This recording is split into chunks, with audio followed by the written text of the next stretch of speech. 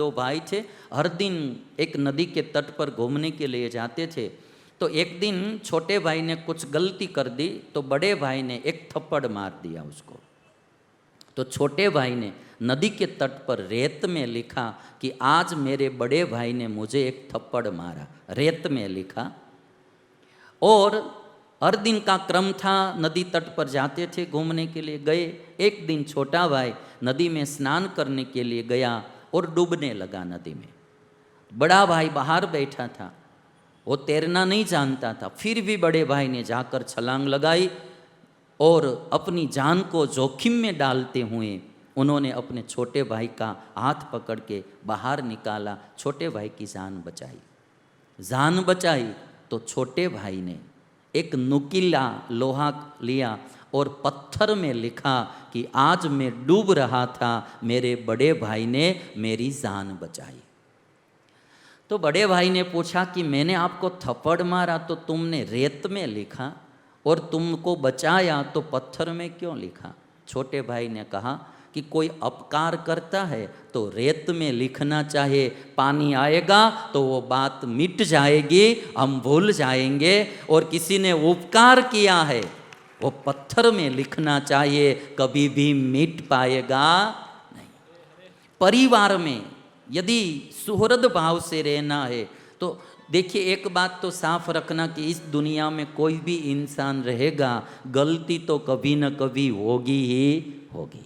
Nobody is perfect in this world. दुनिया में पूर्ण कोई नहीं है, पूर्ण तो एक ऊपर वाला ईश्वर है। इसलिए हम संस्कृत में उपनिषद में कहते हैं, ओम पूर्णमदः पूर्णमिदं पूर्णात् पूर्णमुदच्यते पूर्णस्य पूर्णमादाय पूर्णमेवावशिष्यते। ईश्वर पूर्ण है, बाकी हम सब इंसान कभी न कभी कोई न कोई छोटी मोटी गलती हो ही जाती है। वो गलती को भूलना चाहिए यदि परिवार में सुहृद भाव बनाए रखना है तो। और इसीलिए जो आदमी जितना भूल पाएगा वही आदमी इतना महान होगा, जो क्षमा रख पाएगा वही महान होगा। अभी हम देखेंगे रामायण में जब श्री भगवान श्री राम को राज्याभिषेक होने वाला था और मंथरा ने वनवास दिलवा दिया, तो भी भगवान श्री राम ने मंथरा के साथ द्वेष वृत्ति रखी नहीं है। इसलिए आज इस दुनिया में राम की पूजा होती है। और जो बहुत बड़ा मन रखेगा, दिल विशाल रखेगा, वही आदमी इतना सबका प्रीतिपात्र होता है, वही आदमी इतना महान होता है। उस आदमी को भूल पाना भी मुश्किल होता है। तो आज भगवान श्री राम और सीता जी दोनों मिलजुल के रह रहे थे। और एक बात मैं आप संसारियों के लिए बताऊंगा कि पति पत्नी को बहुत नज़दीक भी नहीं रहना चाहिए और बहुत दूर भी नहीं रहना चाहिए। थोड़ा डिस्टेंस रखना चाहिए। बहुत नज़दीक क्या बढ़ जाती है ना तो फिर अभाव हो जाता है। आप देखेंगे कोई भी चीज़ अतिशय आपको मिलती रहती है ना तो फिर उसकी गरिमा नहीं रहती है। हर दिन आपको जलेबी खाने को मिलती है, हर दिन, तो फिर क्या अभी क्या हर दिन जलेबा जलेबा जलेबा और कुछ खाने का दीजिए तो जलेबी में से जलेबा हो जाएगा। हर दिन मिलता है ना, और कभी कभार मिलता है तो जलेबी की गरिमा रहती है, महिमा रहती है। बहुत नज़दीक नहीं होना चाहिए। हमारा शास्त्र ये बताता है गुरु शिष्य को भी अति नज़दीक भी नहीं हो जाना चाहिए, अति दूर भी नहीं रहना चाहिए। पति पत्नी को भी अति नज़दीक नहीं हो जाना चाहिए, थोड़ा डिस्टेंस रखना पड़ता है। इसलिए हमारी भारतीय संस्कृति में प्यार करने की सिस्टम भी दुनिया से अनोखी होती है। हम विदेशियों की तरह कहीं भी रास्ते में खड़े तो भी प्यार करने लगते, रेलवे स्टेशन में तो भी प्यार करने लगते, एयरपोर्ट में भी।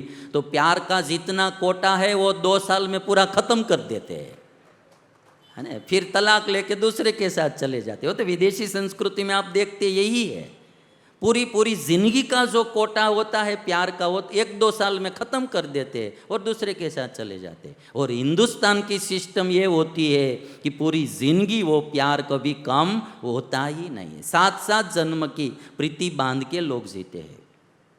तो अति करीब भी नहीं रहना, अति दूर भी नहीं रहना।